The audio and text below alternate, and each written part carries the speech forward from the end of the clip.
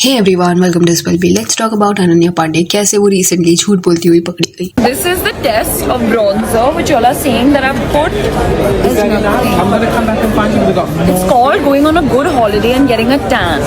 And same चीज कई star kids करते हैं. सर्टन कॉस्मेटिक प्रोसीजर्स वो कराएंगे एंड देन जब उनकी ऑडियंस उस चीज को पॉइंट आउट करेगी देन वो रिटर्न में उनको गैसलाइट करेंगे by blatantly lying about everything. एक ऐसा ही कुछ कंसर्न रिसेंटली मोहित सूरी ने रेज किया था जब वो अनीत के बारे में बात कर रहे थे कि कैसे अपने फिल्म की लीड एक्ट्रेस को ढूंढने में उनको 4-5 मंथ्स लग गए. उनका एक स्पेसिफिक क्राइटेरिया था दैट यंग फीमेल उनको चाहिए जो अपनी 20s में होगी एंड अपने फेशियल फीचर को उसने टच नहीं किया होगा, यानी कि एनहांसमेंट प्रोसीजर वगैरह नहीं किया रहेगा, फिलर्स बोटॉक्स कुछ नहीं. One thing that was very scary, I wanted a young 22-year-old girl who had not done something cosmetologically to their face or body. And ये बेसिक क्राइटेरिया में लोग फिट इन नहीं हो रहे थे. ऐसे एक्ट्रेस को ढूंढना उनके लिए इजी नहीं था. तो इससे दिखता है कि आज के एरा में एक्सट्रीमली यंग लोग जिनको नीड भी नहीं है वो भी ऐसे ट्रैप्स में फंस रहे हैं, अपने फेस को चेंज कर रहे हैं. हर एक पर्सन अपने यूनिक फीचर को इग्नोर करके सेम दिखना चाहता है.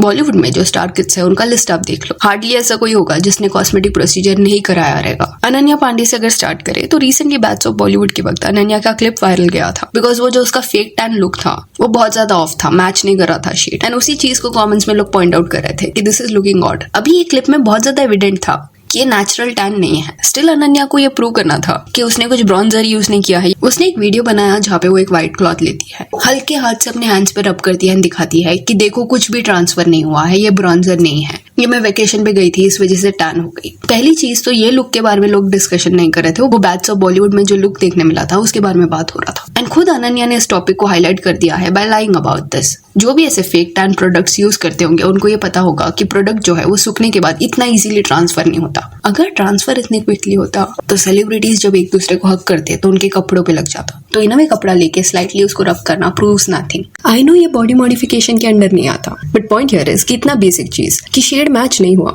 इसके बारे में भी दे आर लाइंग. तो do you feel in case इन्होंने कोई फेशियल मॉडिफिकेशन किया होगा तो उस चीज को कभी वो एक्सेप्ट करेंगे. उसके अलावा कार्तिक आर्यन के साथ अनन्या की जल्दी एक फिल्म आने वाली है एंड उसी फिल्म की शूटिंग के दौरान अनन्या ने एक फोटो पोस्ट किया था जिसे देखने के बाद ये बोला गया कि अनन्या ने शायद लिप फिलर्स के लिए ऑप्ट किया है. अभी आज के वक्त में अनन्या के अगर आप क्लिप्स देखोगे तो इतना ज्यादा लिप फिलर्स आपको देखने नहीं मिलेगा, बट फिलर्स जो होते हैं वो एट टाइम्स इतने भी एविडेंट नहीं रहते बिकॉज कुछ सेलिब्रिटीज कम क्वांटिटी में उसे इंजेक्ट कराते हैं सो दैट वो नेचुरल लगे. बट फिलर्स के बाद लिप्स के साइड में एक फ्लिप देखने मिलता है एंड उससे कभी कभी पता चलता है कि एक पर्सन ने फिलर यूज किया है कि नहीं. अभी अनन्या के केस में इट इज पॉसिबल कि वो एक्सपेरिमेंट कर रही होगी टेम्पररी फिलर्स के साथ and see she can do it. Just that celebrities do certain things and then interview में जाके वो कंप्लीटली अलग चीजों के बारे में बात करते हैं कि कैसे उन्होंने कुछ भी नहीं कराया है. Just like naturally my body's filling out. They were like, oh, there's no way she's got her butt done or she's. And funny चीज यहाँ पे ये भी है कि फिलर्स बोटॉक्स को यूज करने के बाद वो अपने सोशल मीडिया पेज पे ऐसे प्रिटेंड करते हैं कि वो नेचुरल नुस्खा यूज करते हैं. On my face, but it'll be worth it. इस पॉइंट पे इंडस्ट्री में जानवी कपूर एंड खुशी कपूर ये दो लोग ही है जो एटलीस्ट एक्सेप्ट तो कर रहे हैं that they have gotten certain things done. खुशी कपूर ने ओपनली अपने इनसिक्योरिटीज के बारे में बात किया है and how she wanted to fix them. Janhvi Kapoor ने भी मजाक मजाक में ये टॉपिक को टच किया था जहाँ पे she was saying that she looks amazing, mesmerizing, breathtaking, but they will still say it is plastic. Who cares?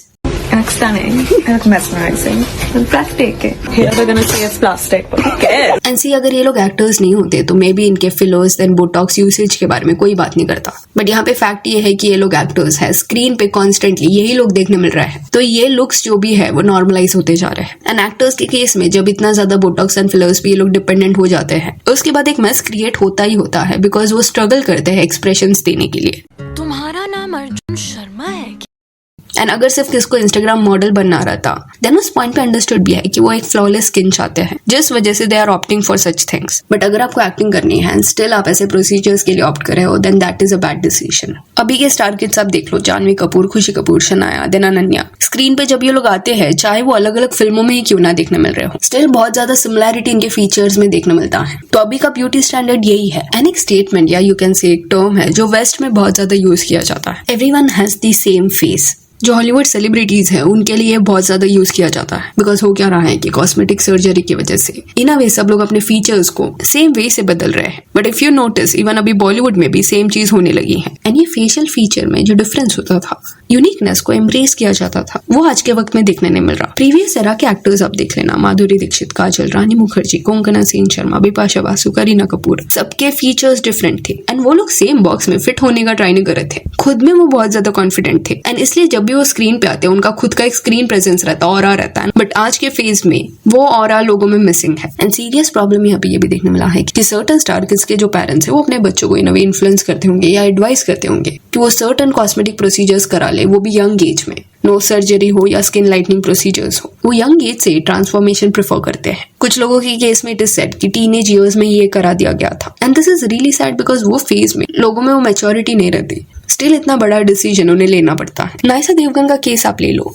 Oh my god, she ate with that. Industry में मे बी वो इस point पे debut नहीं कर रही but media के सामने already उसने अपीयरेंसेस देना शुरू कर दिया है एंड ड्रास्टिक डिफरेंस उसके फेशियल फीचर्स में एंड स्किन कलर में देखने मिल रहा है। उसका नोज जो है वो भी डिफरेंट है, लिप्स डिफरेंट है, कई सारे एनहांसमेंट प्रोसीजर्स भी उसने कराया ऐसा लग रहा है। प्लस स्किन वाइटनिंग ट्रीटमेंट बहुत यंग एज से ही शुरू हो गया था ऐसा लग रहा है एंड रिसेंटली कुछ उसके क्लिप्स भी आए थे औरी के साथ जहाँ पे वो उसके साथ कोई कॉन्वर्सेशन कर रही थी एंड वो क्लिप में ऐसा लग रहा था कि वो फिलर्स बोटॉक्स के साथ भी एक्सपेरिमेंट कर रही है एंड करंटली नायसा सिर्फ 22 ईयर्स ओल्ड है and already fillers and Botox के जो साइड इफेक्ट्स है वो इन अ वे उसके अपीयरेंस में देखने मिल रहा है। अगर यंग लोग ऐसे प्रोसीजर्स के लिए ऑप्ट करते हैं देन उनका जो फेस मसल है वो डैमेज हो जाता है, जिसके चलते होता क्या है कि वो अपनी एज से भी ज्यादा लगते हैं, ओल्डर लगते हैं। लव आइलैंड ये जो शो है उसमें ये पैटर्न देखने मिला है। कंटेस्टेंट्स जो वहाँ पे पार्टिसिपेट कर रहे थे वो अपने अर्ली 20s में थे बट व्यूअर्स को ऐसा लग रहा था कि वो लोग अपने मिड 30s या 40s में है। तो ये होता है जब स्क्रीन पे सर्टन चीजों को नॉर्मलाइज किया जाता है एंड देन यही स्टार किड्स के जो पेरेंट्स है वो टॉक शो में जाके नेचुरल ब्यूटी, लव योरसेल्फ, ये स्किन केयर यूज करो, हम ये नुस्खा यूज करते हैं, ऐसी चीजों के बारे में बात करते हैं, ऐसी चीजों को प्रमोट करते हैं